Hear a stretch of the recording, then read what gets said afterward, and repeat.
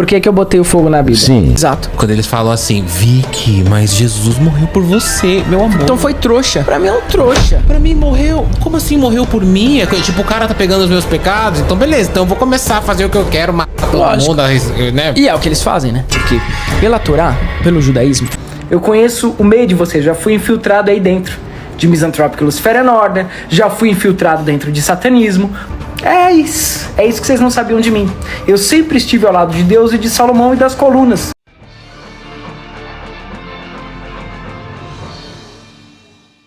Sabe quem manipulava energia? Muito bem, o João de Deus. Uma coisa que é interessante, por isso que Jesus não é Mashiach pro judaísmo, inclusive. Curar. Isso explica que o Messias, né? Messias. Mashiach é Messias em hebraico. Isso. Curar. Andar em cima de água. Curar leproso. Curar a filha do Jairo. Curar o escravo do centurião. Receber voz, ver espírito, expulsar demônio. Tem magos cabalistas que fazem exatamente a mesma coisa até antes de Jesus. Exatamente a mesma coisa. Inclusive o Talmud relata muito isso. Né? Dessas questões de ver espírito, de fazer exorcismo, de curar. A Kabbalah ensina, se você estudar a Kabbalah, se você compreender os mistérios da Kabbalah, da magia, né, você faz as mesmas coisas. E não são sinais de você ser melhor, não é sinal de você ser uma pessoa santa, porque a energia existe. Sabe quem manipulava a energia? Muito bem, o João de Deus. Um cara que manipulava a energia como ninguém. Realmente, eu tenho provas. Né?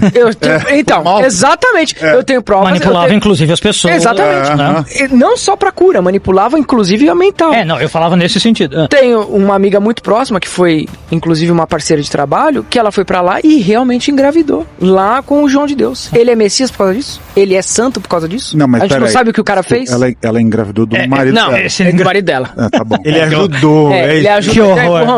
Porque no caso dele ficou meio... ela era estéril, engravidou. Eu conheço gente que foi em vários centros, tal, não sei o quê, conseguiu milagres, conseguiu. Faz. Acontece. Não tá. Olha, fazer coisas sobrenaturais não imputa sobre esse alguém valores espirituais. Exato. Fazer coisas espirituais é uma coisa, ter valores espirituais é outra completamente. Eu no templo, por exemplo, já fiz cada coisa acontecer, que a Dani tá aí de prova. Entende? Depois de ritual de Mamon, depois de ritual de Paimon. Cara, tem gente que ganhou carro, ganhou casa, subiu na mídia, de uma hora pra outra foi pra televisão. Eu sou santo por causa disso? Muito pelo contrário. Pronto, falei. Por que eu botei o fogo na Bíblia? Sim. A Bíblia, na verdade, ela foi escrita de 150 ao Novo Testamento. Certo. De 150 a 200 anos depois da morte do Cristo. Certo. Então, muita coisa que você tem ali foi historicamente comprovado até, modelado a mando dos imperadores e dos reis, inclusive no Concílio de Nicéia, em 325 depois de Cristo. Certo. Então a Bíblia tem uma visão unilateral das coisas baseada no conservadorismo e no patriarcado do povo de Israel. Entende? Então, assim, ali não tem nada a não ser registros históricos. Historicamente, a Bíblia fala sobre personagens históricos que realmente existiram. Então, reis, imperadores e etc.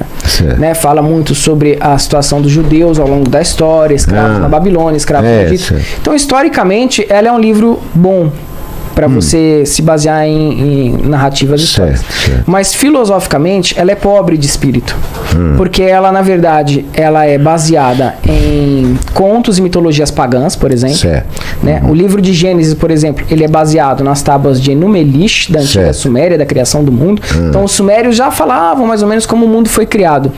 E aí, depois, os hebreus, como eles tiveram contato com esses outros povos babilônicos ali na Mesopotâmia, eles pegaram esses contos e transformaram numa narrativa ali de acordo com o que eles acreditavam. Qual é o meu propósito como anticristo aqui no Brasil?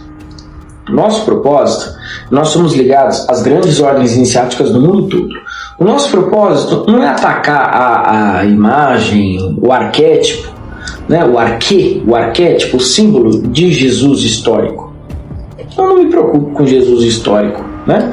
O nosso propósito, enquanto seres que promovem essa aceleração de consciência, é destruir as bases que sustentam o institucionalismo cristão, a teocracia na política e em outras instâncias sociais também aqui no Brasil. Isso nós já estamos fazendo há um certo tempo, né? Então vocês podem reparar que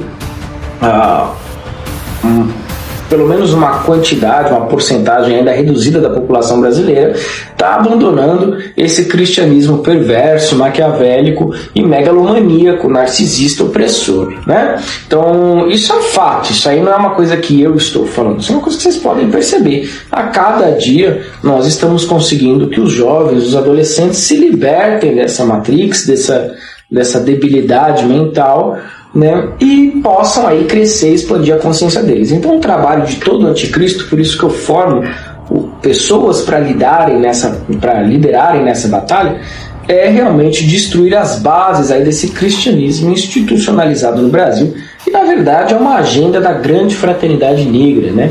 Esse evangelismo maquiavélico aqui do Brasil, ele foi constituído pela grande fraternidade negra que Crowley já combatia no tempo dele. Então nós, consagrados como bestas e anticristos aqui no Brasil, nós formamos um coletivo de pessoas para conseguir destruir e implodir essa teocracia, esse sistema de dominação e escravagismo religioso que é o cristianismo. Sou pactuado, minha namorada é evangélica, posso acompanhá-la na igreja? Comigo você não é pactuado. Se você fosse pactuado comigo, você saberia a resposta. Não faria uma pergunta tão imbecil assim, né? A primeira coisa que a gente fala durante a cerimônia de pactuação é que a gente não se envolve com este pessoal aí deste outro segmento religioso. Todas as outras religiões são bem aceitas no templo, a não ser esta. E acabou, ponto final. Primeiro que um pactuado sério, de verdade, né, que assiste às aulas, que assiste os conteúdos e participa das reuniões, sabe a resposta para isso. Então, para mim, você não é pactuado porra nenhuma, né? Segundo que quando a pessoa já traz uma esposa ou traz um marido cristão, uma família cristã, ele é aceito desde que ele não se envolva no círculo cristão da sua família. Então o luciferiano tem que aprender a se posicionar, né? Tem que ser pela verdade acima de tudo. Então não tem problema se já tivesse essa esposa aí a tiracolo, mas ir no culto da esposa, aí não, amigão, aí tá fora, tá bom? E posso falar uma última coisa que vocês não sabem? Agora vocês vão cair pra trás. Desde 2021 lá, o meu comecinho, quando eu gravava uns vídeos aí, eu já era contratado por uma agência de inteligência, que eu não vou falar o nome, não cabe aqui pra vocês. Vocês não merecem nada. Desde 2021, se eu não me engano. Eu conheço o meio de vocês, já fui infiltrado aí dentro de Misanthropic Luciferian Order, já fui infiltrado dentro de satanismo, conheço todos os movimentos de vocês, tenho todas as obras de vocês, Lucifer Luciferax e outras obras que circulam só entre vocês. É isso que vocês não sabiam de mim. Eu sempre estive ao lado de Deus e de Salomão e das colunas. Sempre. E agora vocês estão fodidos. Que agora vocês vão falar, Vic, mas o Vic fez o que precisava fazer. E agora vai tudo isso aqui, ó, pro ventilador. Vocês vão cair um por um. Isso é associação neonazista que vocês fazem. Vocês estão fodidos. Fodidos.